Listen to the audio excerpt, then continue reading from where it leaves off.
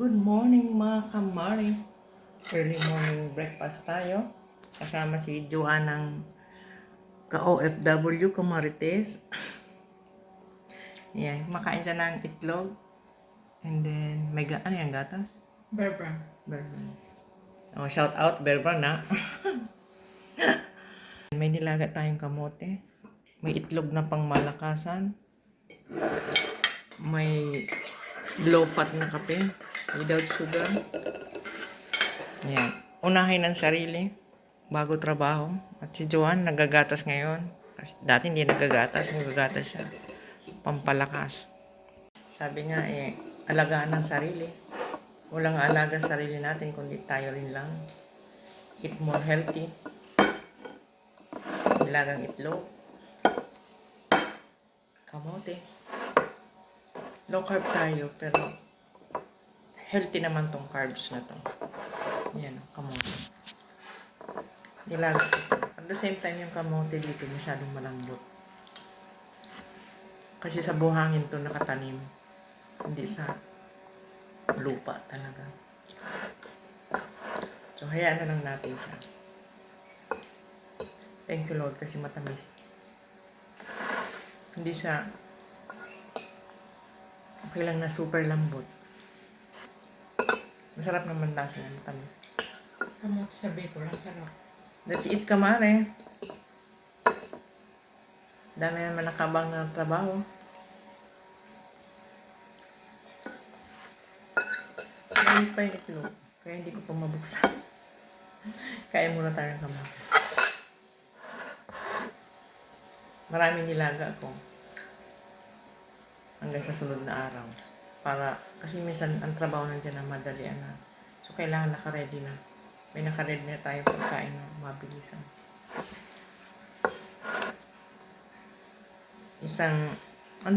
Mahangin pa sa labas.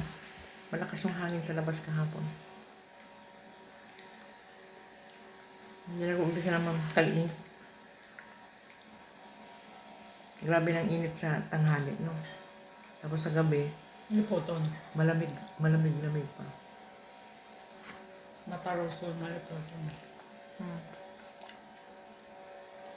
Ganap sa umaga natin. Mga ka-OFW dyan. Shout out sa ating lahat. Shout out sa inyo. Saan man kayo naroon ngayon. Alagaan natin ang sarili natin. Huwag tayong sumabay sa walang oras magluto. Kung may healthy pagkain din lang naman. Kumain tayo ng healthy.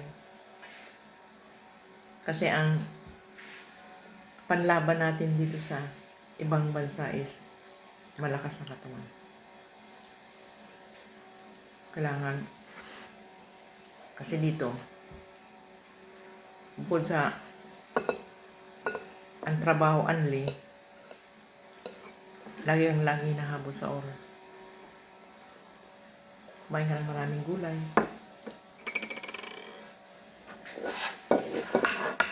Nakatatlo na ako. Ang dami pa dun ah. Sa tanghali, magluluto ata tayo ng isda. May gulay ako. Almost everyday may gulay kami kaya it helps. Kaya malakas. It helps maraming fiber ang katawan natin. Hindi tayo basta-basta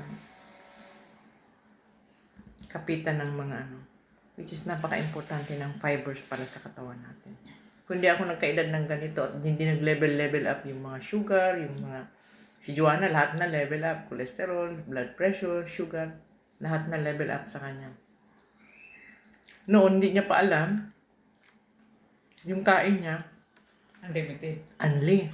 Kahit gabi na, may nuggets pa yan, may patata, may chicken. Naku, tas ang gulay, kukunti niya lang kainin. Ngayon, nung nalaman niya yung resulta ng niya, lahat level up na. Ngayon, pag galing siya ng grocery, alam mo ba kung ano mga bit-bit niya? Alam mo ba kung mga pinamimili niya pag galing siya sa grocery? Kangkong, pechay, kamote, talong, ganon. Sitaw, kalabasa. Ganon na ang binibili niya ngayon. O, di ba? Antayin pa ba natin magtaasan lahat ng mga laboratory test natin bago tayo kakain ng mga healthy food? Totoo talaga, later on, mo marirealize, hindi ngayon. Kaya kung ikaw, masyado mong mahal ang sarili mo sa pagkain ng mga paborito mo, naku, Antayin mo antayin mo. Antayin mo. Mag-level up lahat. Nasa sa'yo naman kasi talaga yon. Kung Mm. gusto mo uminom ng maraming gamot, then Totoo. go. Kung may pera ka, go. Kumain ka ng Matulad kay Gura. Kasi kami walang perang pambili ng gamot eh. Pag umuwi na kami ng Pilipinas, mahirapan na kami bumili ng gamot. Pagkarami-rami. Kaya ngayon pa lang, dito pa lang, mag-ingat ka na. Marami akong nakikilalang mga kababayan. Sumasabay sila sa pagkain dito. Manok araw-araw, mantika araw-araw, chicken araw-araw. Ang rason nila wala silang oras. Walang choice, walang oras. Walang oras and then no choice. Yun lang yung pagkain na nandyan. Hindi pinapayagan ng amo magluto. Isa pa yun. Totoo din. Makakuha ka ng Tulad amo. kay Lisa. Alam mo may yung isang ka-OFW natin. Alam mo ang pig post niya sa Facebook dahil yung amo niya hindi siya pinapakain ko ng isang packet na noodles, Indomie. And then, tinapay.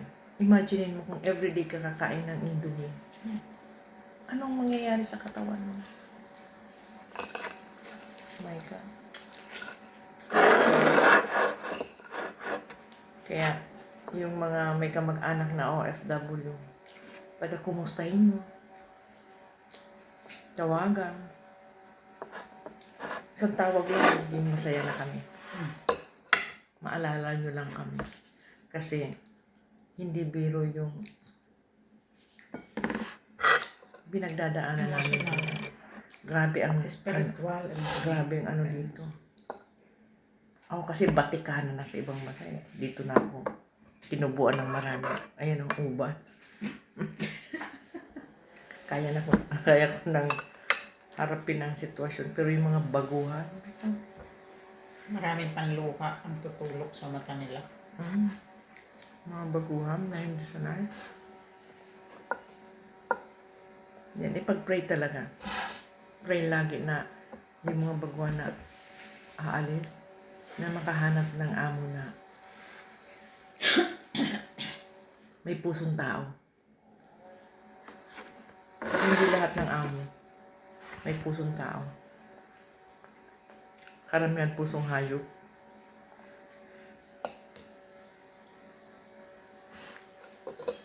Hindi lahat, pero totoo, swertehan talaga. Kami naman, thank you Lord, pinagpala ng mababait na amo. Thank you, Lord. Yun ang laki namin pasalamat. Kasi yung prayer namin pareho ni Juan na makahanap kami ng amo na mabait, binigay sa amin. Yeah, thank you Lord. Minsan nakakaanong manood ng Facebook na mga kababayan natin na maraming pinagdadaanan sa mga amo. Which is danas ko yun nung baguhan ako. Marami rin akong pinagdaanan ng mga amo. Sandata ko prayer, dasal na masurvive ko yung amo na yan. Masurvive ko nga mga kamari. May worst, pinaka-worst, may lahat, halos ata lahat ng klaseng amo naranasan ko na. May bait-baitan, may mabait. May plastic, may tapat. Wala kang mata, wala kang tenga, wala kang pakiramdam, lahat aalisin yan. May mga amo na lahat yan aalisin sa'yo. I mean, magbulag-bulagan ka kung ano nakikita mo. Magbingi-bingihan ka kung ano naririnig mo. Imanhid mo ang sarili mo, yung pakiramdam mo. Kahit may nararamdaman ka, patrabahuin ka. My God. Danas ko yan ng mga panahon. Thank you Lord na survive ko. Sa pananalig ko sa Diyos na huwag akong pababayaan. Dahil lakas ng katawan, tibay ng isip na makayanan ko yung sitwasyon na gano'n. Awa naman ni Lord, hanggang ngayon, nandito pa rin. OFW pa rin. Ibig sabihin lang yun, matindi talaga ang paghihirap sa Pilipinas. Hindi lang paghihirap.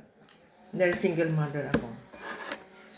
Wala akong madependihan kundi sarili ko lang. Kasi mahirap ang buhay, mahirap ang pamilya. Ganon. Ngayon, hindi ko na nakikita. Ang dami ko na nakakain kamari. Yung marites tayo maaga ngayong araw. Maraming salamat sa pag-drop by. Bukas ulit mag-marites tayo. May mga nakaabang nang gagawin. OFW live. Bye-bye. Bukas ulit. Ingat ka at God bless you.